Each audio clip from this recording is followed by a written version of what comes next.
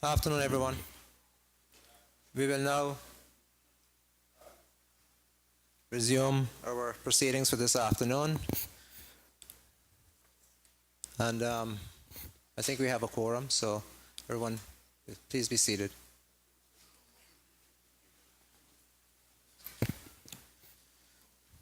We will jump a few appropriations. We'll return to them, but for the sake of some of our visiting public servants, civil servants, we will now consider DVB 1, Administration of Lending for Human Resource Development, for $127,132 on page 170 of the annual plan and estimates. Are there any questions? Mr. Chair, if I may, it might be convenient to deal with the three of them together, unless members That would prefer help. otherwise. Let's do that. DVB 1, 2, and 3. We'll consider the three together. So DBV 1, Administration of Lending for Human Resource Development, $127,132 on page 170. DVB 2, Administration of Lending for Micro and Small Business Development, $156,025, page 171. And DVB 3, Administration of Mortgage Lending, $243,160 on page 172. Are there any questions? Mr. McLean? Thank you, Mr. Chairman. Mr. Chairman, can the minister tell us what kind of money this institution has available for lending?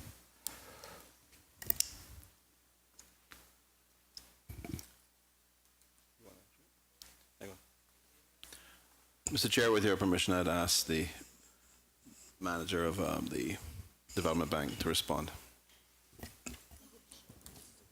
Please state your name and title.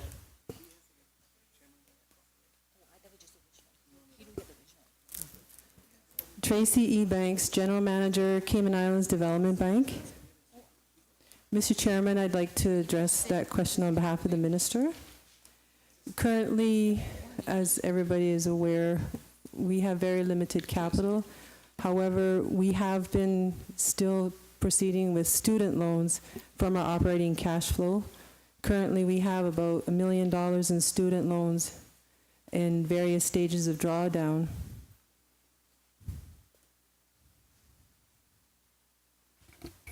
Mr. McLean? Thank you, Mr. Chairman. Has this been caused by the lack of the ability to borrow money to finance this bank? Mr. Chairman, I'll proceed to answer. Sure. The situation with the bank right now, as I'm sure you know, is we are in the process of retendering our bonds that become due next year. Until a decision has been made how we are to proceed with retendering these bonds, we can't really answer as to when the next tranche of money that we'll have for on lending.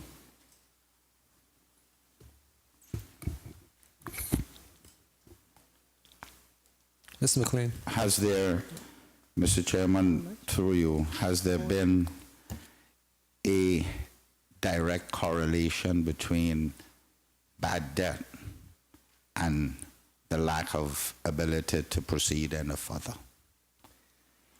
If I may answer that directly as well. No, that has no bearing on our ability to borrow. As you know, all our bonds are guaranteed by the government of the Cayman Islands. And we have had initial discussions with our two largest bondholders, and they are quite amenable to providing us with an extension to the bonds or perhaps an amortized debt situation. So again, it just depends on when we put that to LA. Mr. Chairman, can it then be, what does the lack of a board have to do with the decision to move ahead? Is a board in place?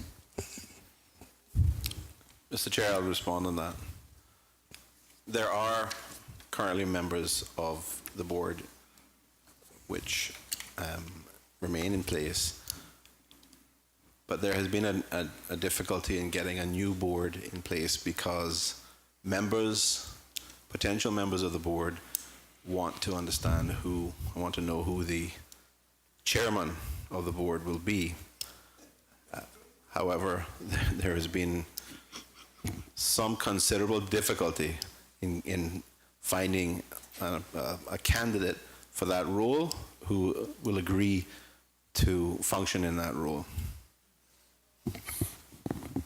Mr. Chairman, can the minister say how many members from the whole board are still in place? And secondly, what does it take to make up a quorum, to make decisions?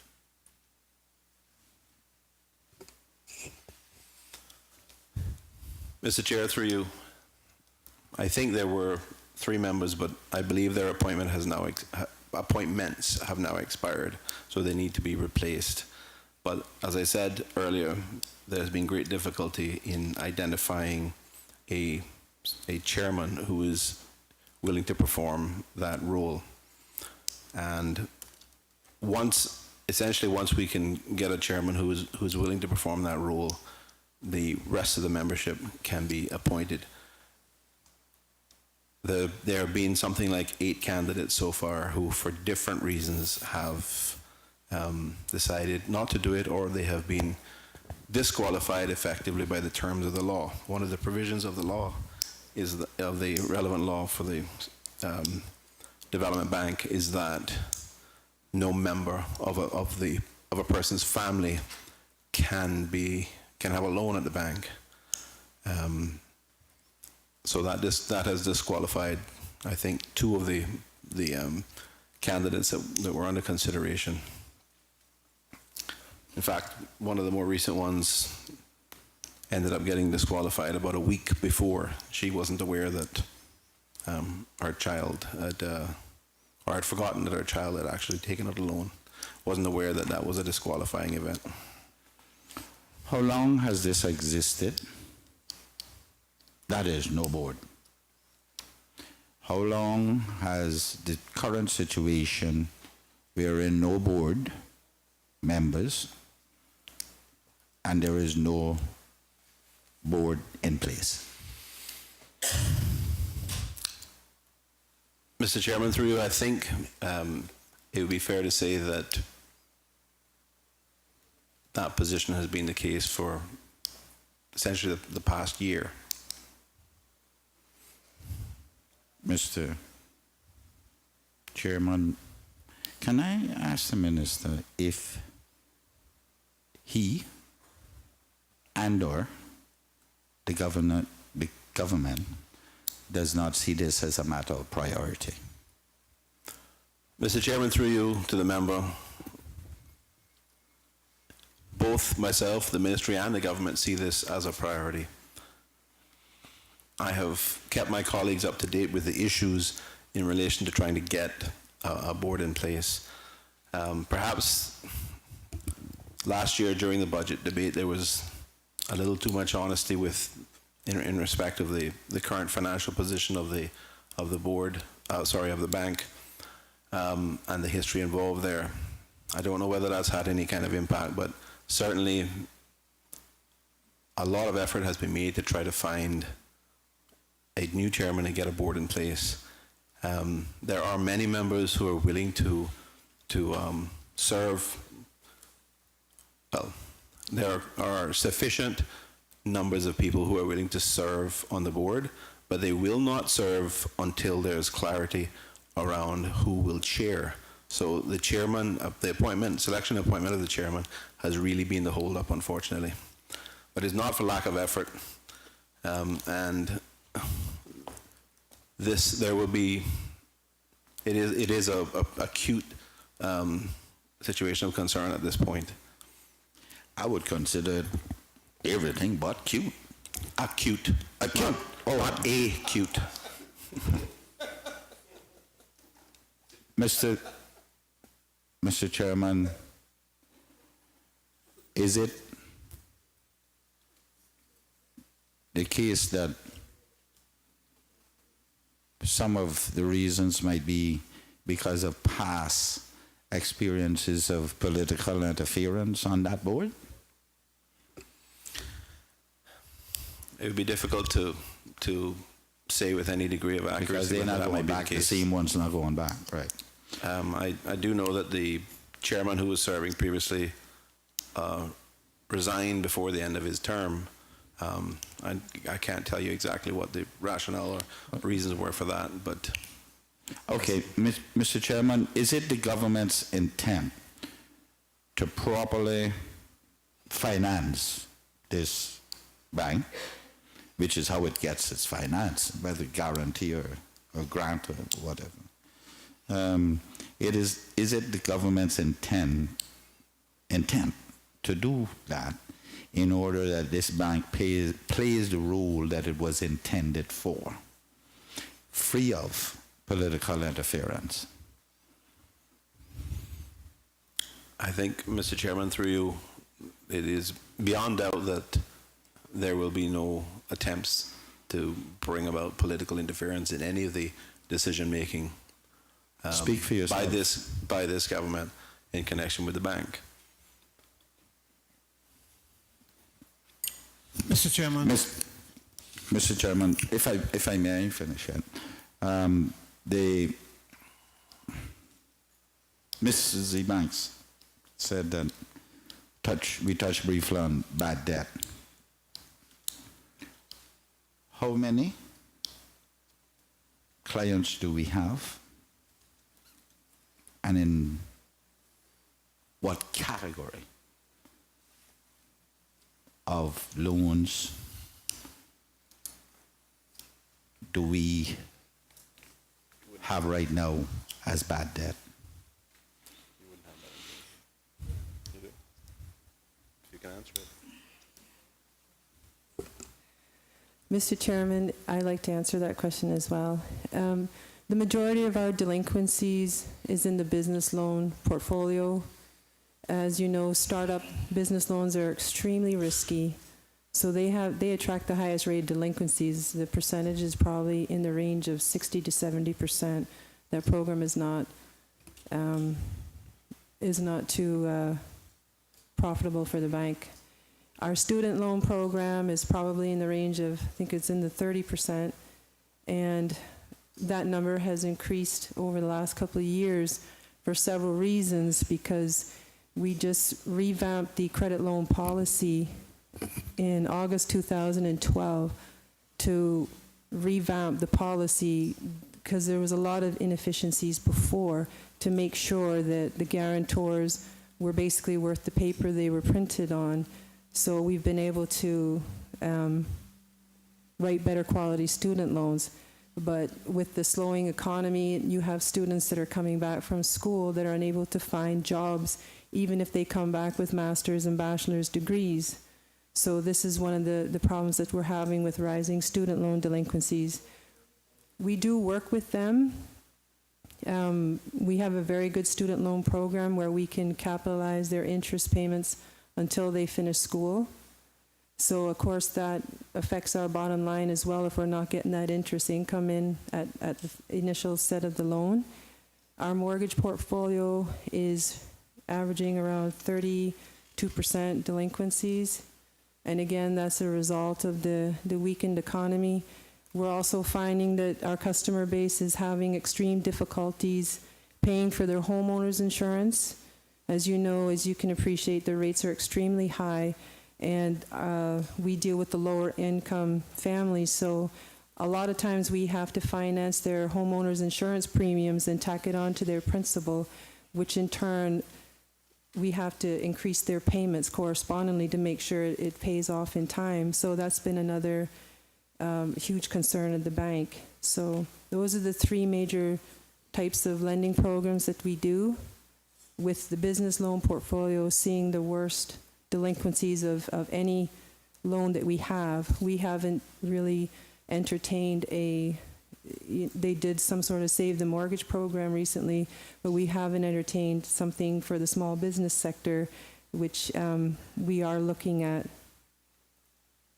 Mr. Chairman, may I ask Mrs. Eva, Adam Minister, of all those delinquent business loans, what percentage is startup? The percentage of the startup is close to 90%. The CIDB is a development bank, so we do look at initial startup businesses. So the delinquency rate for them is extremely high. The other percentage of loans that we have as business loans in our books, some of them are actually existing businesses, and we've been able to help them with working capital needs. And a lot of those loans are paying their own way, they're pulling their weight. So I would say that the small, medium enterprise businesses is the sector that needs the most help in order for them to grow and diversify, not the startup. Mr. Chairman, what I was asking, and that's okay, don't worry, you still gave us information. I was asking of the delinquent businesses, what percentage of the delinquent business loans are startup businesses? Yes, again, Mr. Chairman, it's around the 90% mark. The most delinquencies are in the startup business loans, not in the established businesses. Am I saying it right? Are we hearing that 90%, you have a 70% delinquents in business? Are we saying 90% of that is startup businesses?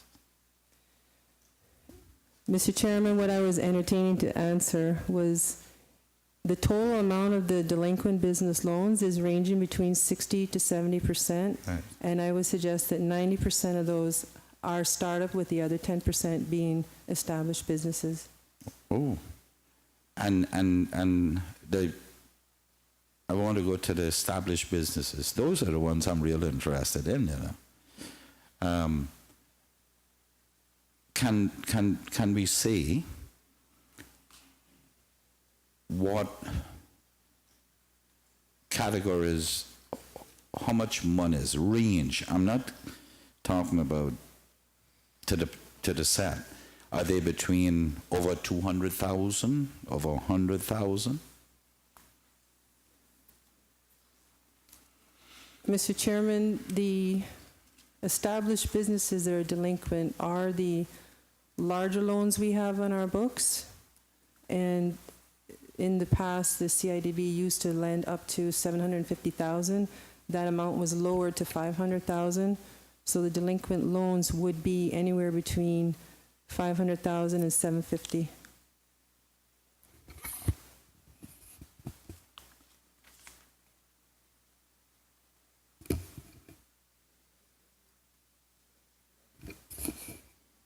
Mr. Chairman, can the minister, his manager, say if these loans, 750,000, which is the majority of the business loans, the large business loans, did they have collateral set up for those businesses, for those loans? Mr. Chairman, the large delinquent loans that we have on our books are all adequately secured, with the exception of one. We do have security, but there is a small shortfall. And how long has it existed that they have been delinquent? From loan, or only recently? From time that the loan was taken out, or only recently? That question is a little difficult to answer. I will do my best with that one. Some of them fell delinquent during the downturn in the economy, and as you know, we can only finance up to a certain percent.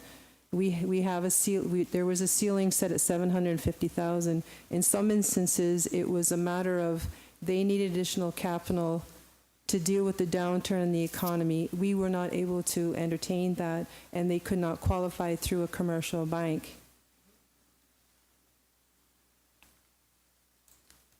They couldn't qualify through a commercial bank. Did they qualify through some recommendation? Mr. Chairman, I'm not understanding the question. Mr. McLean, could you reword it so that she may perhaps? Was the bank leaned upon, so to speak, by whomever who guaranteed it or verbally guaranteed it or request that the bank entertain these people? I'm sorry, I'm still not 100% understanding your question. Okay, I gotta leave that one right now. I gotta leave that one right now. I have my background. okay. My background is in commercial lending, so I'm well aware of the Thank you. regulations from commercial banks. So If you're unable to answer the question. Yes, that's fine. That's fine, Thank Mr. Chairman. That's fine if she's unable to answer it. What has the bank done to try and recover some of these loans? we have probably close to 100 accounts in litigation right now, which is unprecedented for the Cayman Islands Development Bank. We have made every effort to work with our clients, but we've exhausted all our resources, and there are quite a number of them that are going through legal recourse right now between homes, mortgages, and business loans. As a development bank, we try to work with the clients as best as we can in view of the economic circumstance. But if we have recoverable security, we have had to exercise our rights. Mr. Chairman, by and large, the bank has operated with its management and staff only for the last year and a half, or more than that. Would I say? Would you say? When did the last chairman leave then? January 2012. Mr. Chairman, through you, I'm advised Be it careful how was you say that, you know. January how it, 2012. that 2 years, you know. That 2.5. Then I won. Am I correct? Is my count? Yeah, is right? you are correct, Mr. Chair, through you. But the original question to which I responded approximately a year was the question of how long was there no board in place? You know, in other words, how long had their appointments expired? So I think there were other members who were in place and acting Acting as chairman. up until around May or so last year. Okay. Mr. Chairman, Yeah, Mr. Chairman. Mr. Bush? thank you. Mr. Chairman, I sit here and I listen to all sorts of political inferences and political interference. And as the former minister with responsibility for it, I want to find out where any action defined as interference would have been the determining reason why there wouldn't be a board now, and where any instructions of any substance that would be given would have interfered with the board. The board, as I understand it, chairman left in January. and there was a deputy chairman and board members in place. Am I not right? That is correct, Mr. Chairman. And the minister current gives their reasons why from last year until now there hasn't been one. And I would think, from what I can remember, that similar things happen. It's difficult to get good people to be on boards. And more, you're going to find, Mr. Chairman, more and more that good people are not going to want to sit on these boards, not because of political interference, but because of the seriousness of the various laws that are passed in this country which affect board members today. And the beating that board members take all around immigration boards, all the boards that government has, you'll find a reluctance in government and people wanting to go on those boards. Mr. Chairman, the day that an MLA can't call any department of government, whether it be the development bank or whether it be about a job for whomever, and the day that we can't speak here in this assembly about whatever situation, then that's a bad day for any one of us as representatives, no matter who it is, whether it is one of our constituents, one of our family, or whatever. If a situation exists and affects them, and whomever that constituent is, and we can't call, then that's a different horse of a different color. Now, I can tell this Finance Committee that any actions of substance cannot be given by any MLA. And I thank God that we had a manager that knew commercial lending, that understood commercial lending, and knew how to handle anybody calling in, any MLA or whomever calling in, trying to get information or trying to deal for anybody, trying to represent anybody. And as a former minister, I happen to know that nothing could not be done in such a manner. The only thing that you can do is to go to cabinet, and cabinet make a decision which would be passed on to the manager under the law. Any matter of substance, that is. If somebody call an MLA and say, well, I can't, can you talk to them? And Mr. Chairman, I have asked the question, and I think the question has been answered. Yes, Mr. Chairman, and what I'm saying now surrounds the whole issue that has been raised, which can't be done in a question.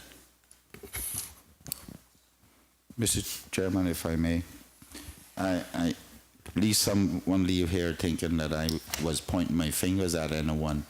My questions was based on my own personal experiences with the bank, i.e., I tried on at least 2 occasions recently to try to sponsor a young person and guarantee for their schooling, and I was not allowed to do it.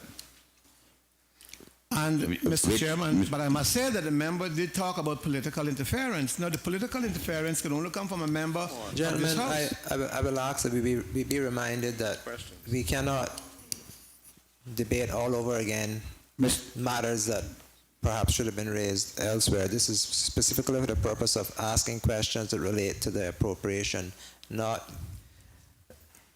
I don't want us to get into a protracted debate. If we could just stick to the questions that relate specifically to the appropriation at hand. Mr. Chairman, thank you.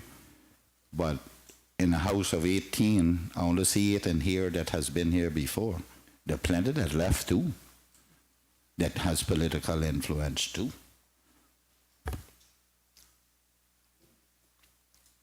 That may be so. Are there any further questions? It, Mr. Connolly? I am not taking it personal. I am. Mr. Bush, there's a question on the floor, sir. Mr. Connolly? Mr. Chairman, I'm just through you can. to Ms. Ebanks. In terms of the loans for educational purposes, do you currently work with the Ministry of Education or the Scholarship Secretariat or Education Council in determining some of the loans?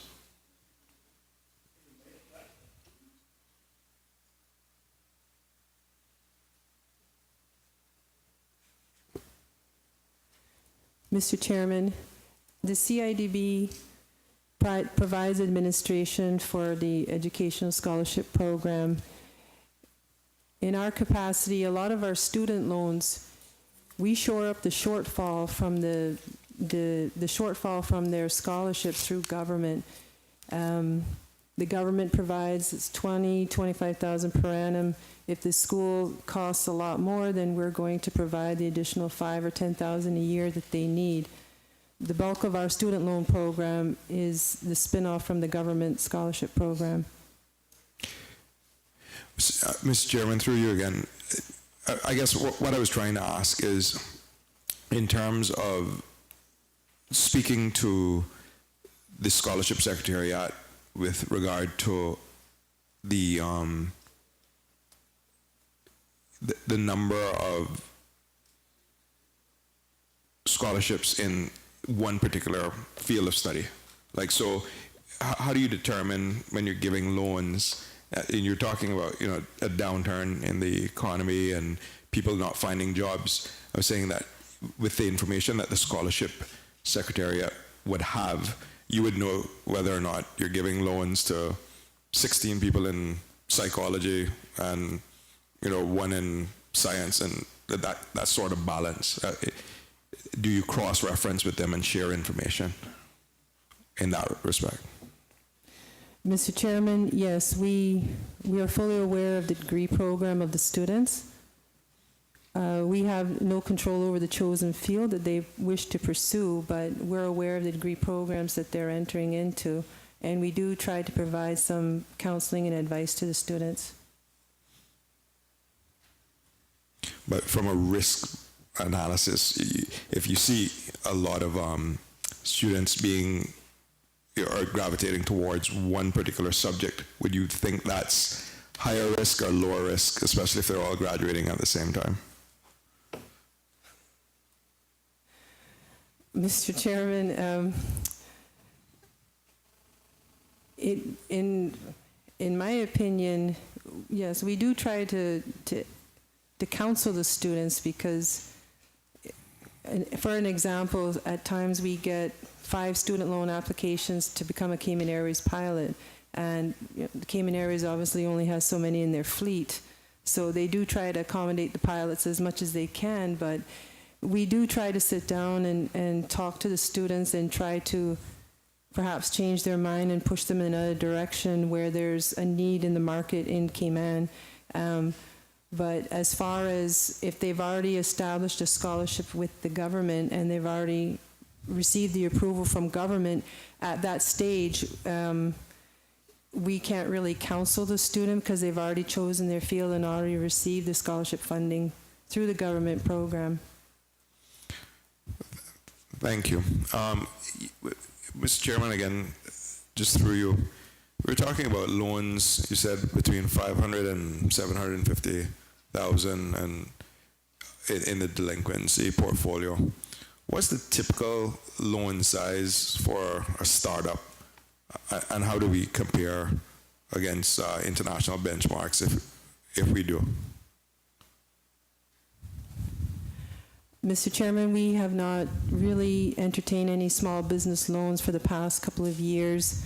It is a little difficult to put a range of what we typically look at. The small business loans can range from 20,000 up to 100. The medium-sized enterprise, you're looking at 250 upwards. The bank hasn't really entertained any large loans for a number of years.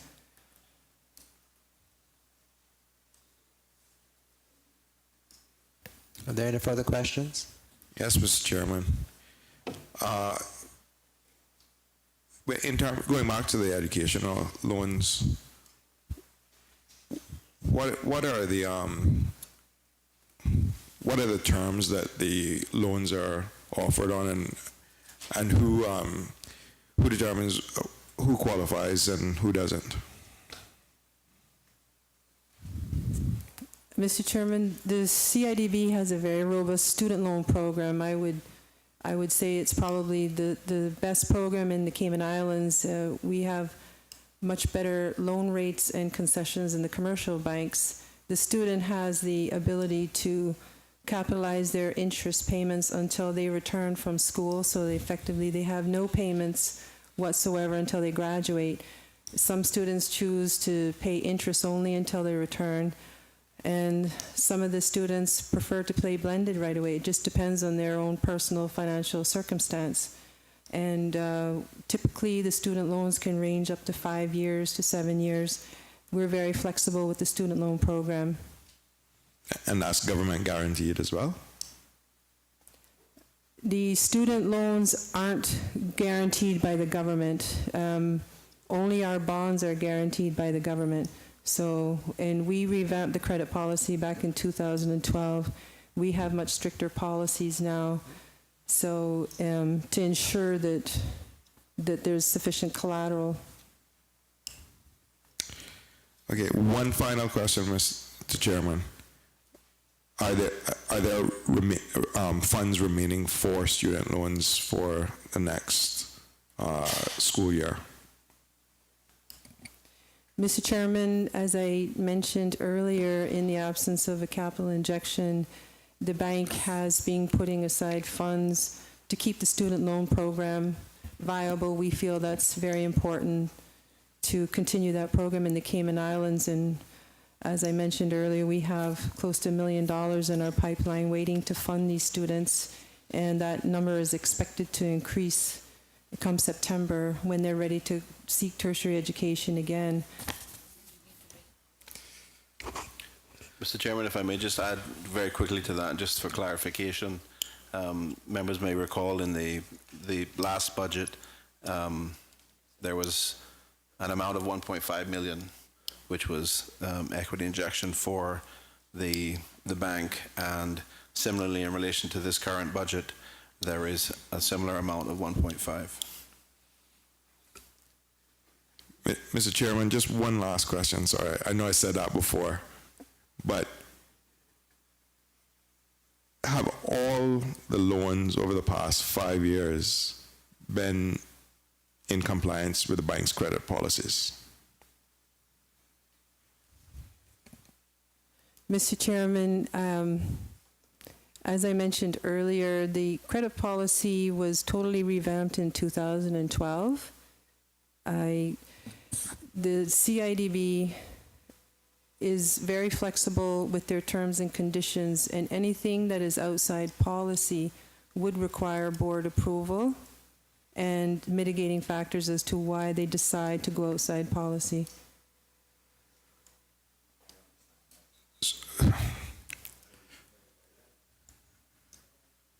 Are there any further questions?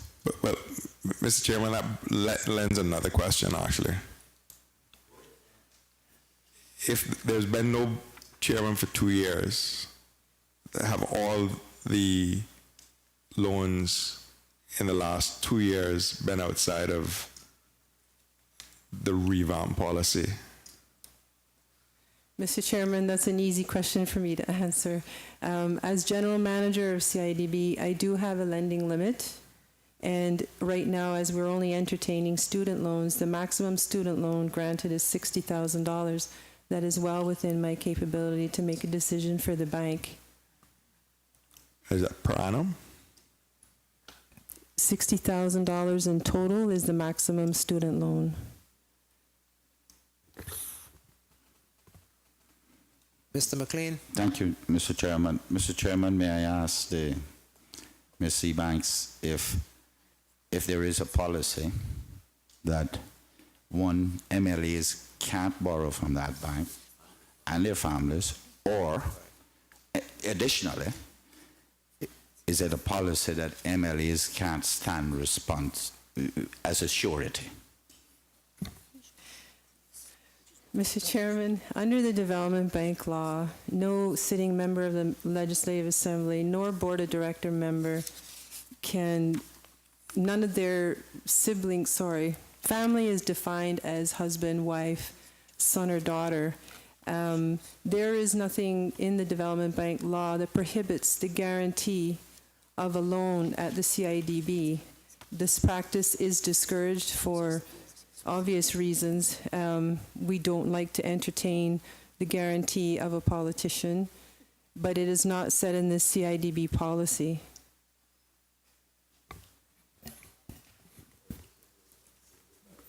Mr. McLean, you have another question?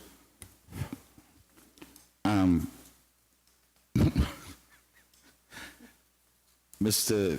Chairman, can that be explained? I mean, why not? I mean, there has to be some logic reasons why we are different from anyone else. Are there past experiences? We're PIPs. Yes. Mr. Chair, I don't know if the, I doubt that the manager could appropriately answer that question, but just from a speculative perspective, I would imagine that it would be difficult, and it's really an extension of the principles which is in the law, which prevents immediate family members, because the MLAs obviously sit here in Finance Committee and vote, and may have, as a member indicated earlier, some influence. So it's really to avoid the potential for undue influence, I suppose, in the event, for example, that a guarantee needed to be realized in order to realize security for the bank. Mr. Chairman, I wonder if that will change when the glorified standards and public life law comes into being, because that requires that you declare protected and unprotected loans.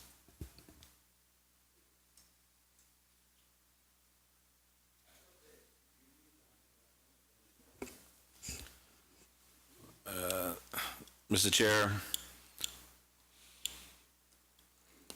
there is no current proposal to review or amend the Development Bank law. So, Mr. Chairman, is the minister telling us that there are many of us in this chamber, Mr. Chairman, who have over the years schooled many children in this country? One, by guaranteeing the loans. Two, by taking out loans on their personal selves to do it.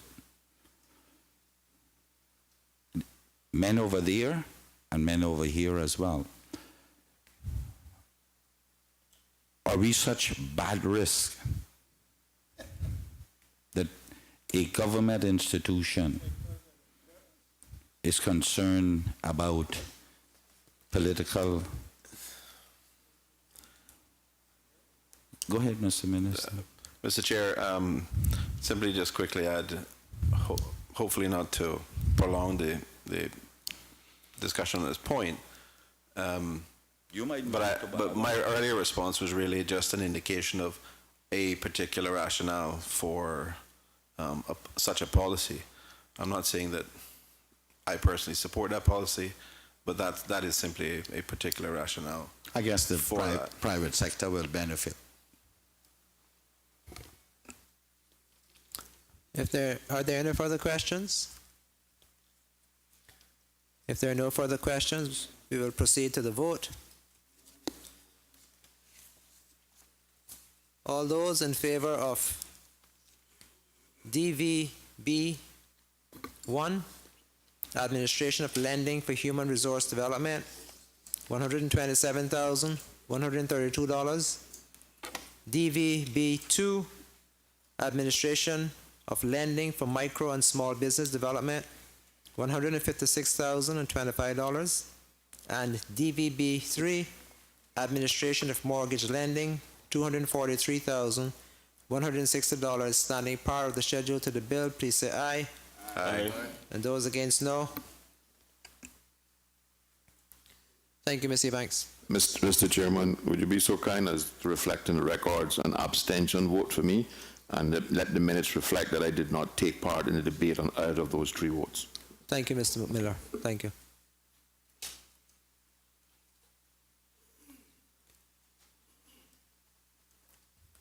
Turning now to consider appropriation FSC 11, Fair Competition in Domestic Commercial Activity, $353,956 on page 160 of the annual plan and estimates. Are there any questions? FSC 11.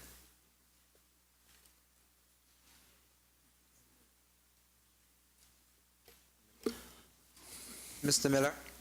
To you, Mr. Chairman, is there any plan by the government to introduce fair competition legislation under Fair Trade Commission?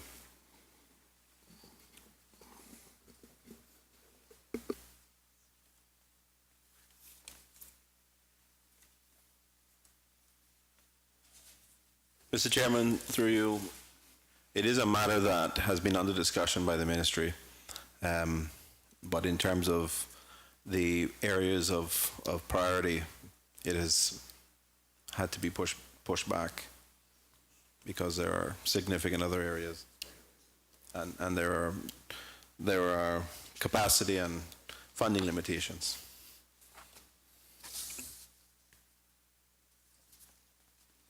Are there any further questions? If okay. If there are no further questions, we'll proceed to the vote. All those in favor of FSC 11, Fair Competition in Domestic Commercial Activity, $353,956, standing part of the schedule to the bill, please say aye. Aye. Aye. And those against, no. FSC 12, Ministry Strategy, Communications and Operations Support, $1,738,673, found on page 161 of the annual plan and estimates. Are there any questions? Mr. Miller? Mr. Chairman, could I just have an explanation of why this is different from FSC 7?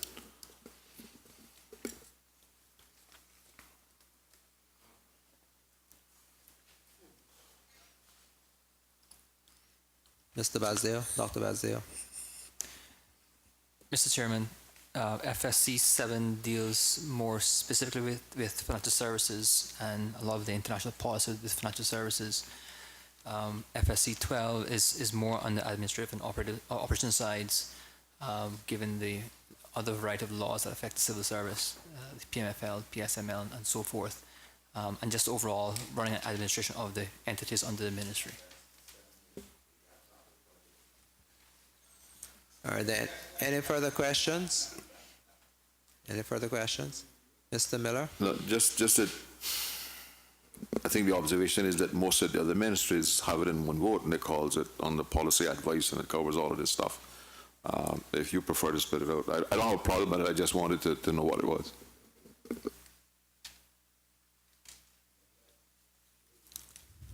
Are there any questions? Any further questions?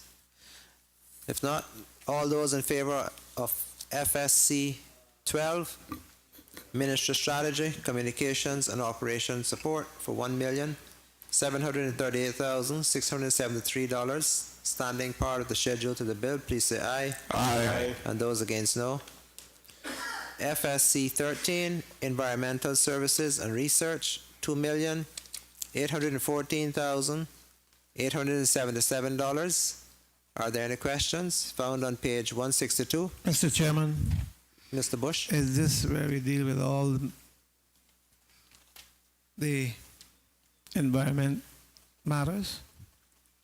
Yes, sir, it is. Indicated earlier, Mr. Chairman, that I had a matter to deal with.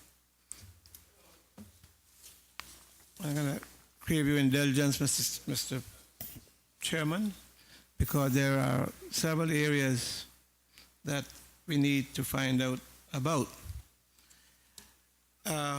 Mr. Chairman, it's in regards to the private member's motion accepted in Cayman Brack, in regards to the Dilbert's Marina, and in fact, the private member's motion spoke to other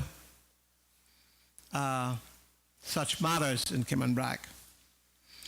And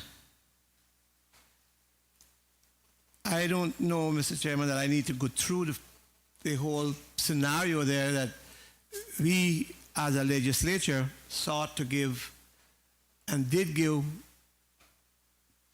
permission for a motion, whereas we expected certain things to be done. And the situation that has arisen is that two marinas has been granted, and the one of substance that we dealt with has not moved forward. And so we believe that justice, fairness, regard, respect, and Mr. Good governance is not taking place with respect to the motion passed by the legislature in Cayman Brack. Mr. Chairman,